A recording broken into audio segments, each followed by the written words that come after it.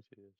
What's up, YouTube? Today we're gonna react to how does touchscreen touch? Meaning, how does touchscreen know that you're touching the screen? A piece of glass know you're touching it? What kind of black magic is this? Like, at one point, your phone screen was literally just sand, and using science and technology, that sand became this? Yes, actually, let me show you how. Step 1, get some glass. First, melt some high purity silica sand and pour it into a mold sort of thing. Boom, glass. But that glass breaks Teach really y'all how to easy. make glass. Not good. So we give that glass a chemical manicure and make it very strong. We call this Gorilla Glass. Step 2, the touch. There are two kinds of touchscreens, the one your phone uses and the annoying kiosk at McDonald's. First, let's talk about the McDonald's kiosk. This one has two layers, usually being plastic on top and glass behind it. Both pieces are slathered in a conductive material. That means when they touch, it makes electricity. So if you put one just a little bit in front of the other and attach them to something, you get a touchscreen. But wait, it knows it's being touched, but how does it know where it's being touched? Well, you remember that slathering from earlier? It's actually a Hmm. very precise slathering, where we slather in a grid pattern. So if you touch right here, it will send electricity to the processor So like they this. And the so they do processor that can match throughout up the with whole what's on the screen of our screen and register phones. if it does anything. If Pretty that if cool. that's what they Except it do. sucks, and you have to put an annoying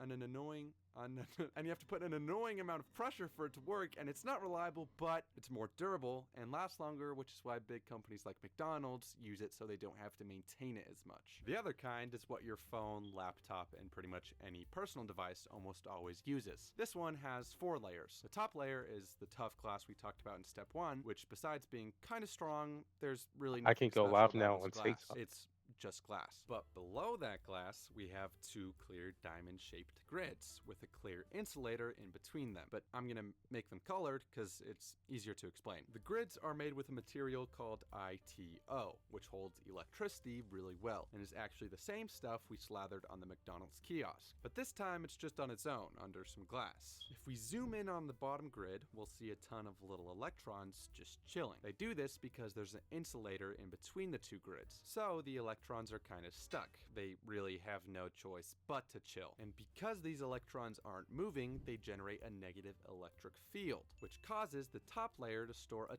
ton of positive charges. This, my young Padawan learners, is what we call a capacitor. It builds an electric field, and it's used in a ton of stuff. So if Okay. you were to put something that conducts electricity close to this capacitor, like a hot dog, it messes up the electric field. This changes the amount of positive charge on that top layer. Now keep in mind your phone knows exactly how much Well, charge is supposed to be on if I each put a top hot dog diamond. near my So the phone, it's gonna suck processor up in your electric and phone shit. does the math and says, yo, there's a Electrical change in stuff. charge on diamond X50Y173. Then the chip in your phone will look at what's displayed on X50Y173, and if clicking there is supposed to do something, meaning if you tap right here, nothing happens. But if you tap right here, your phone matches it up with what's on the screen and subscribes to this. Okay, but why do touchscreens work with fingers and hot dogs, but not gloves? Also, why does your touchscreen act all weird when your hands are wet? It's because, like I said before, your finger and a hot dog conduct electricity. That means when you put your finger near your phone screen, the electricity from the capacitor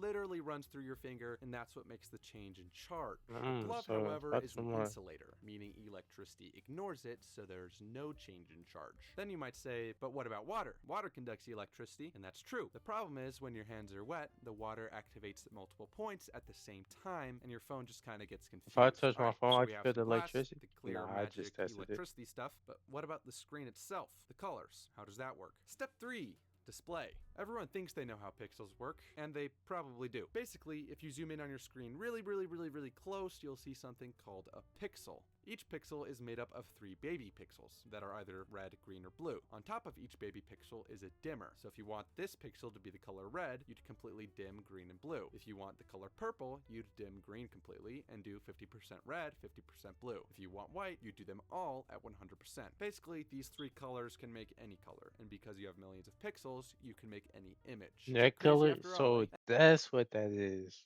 So red, green, and blue can make any color. In the thing, if you do that, red, green, and blue, them RGB colors. Red, green, and blue. RGB. Red, green, blue.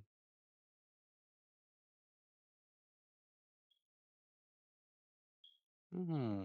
Anyway, that's going to cost you one subscribe, and the McDonald's kiosk is going to ask you a few questions. Okay. That's new. That's new. I never knew RGB colors can make any color, but it makes sense though, because RGB lights it could be any light. If that makes sense. Okay. Make sure I learned something from this video. Make sure you like and subscribe. If you did also make sure you follow my Twitch.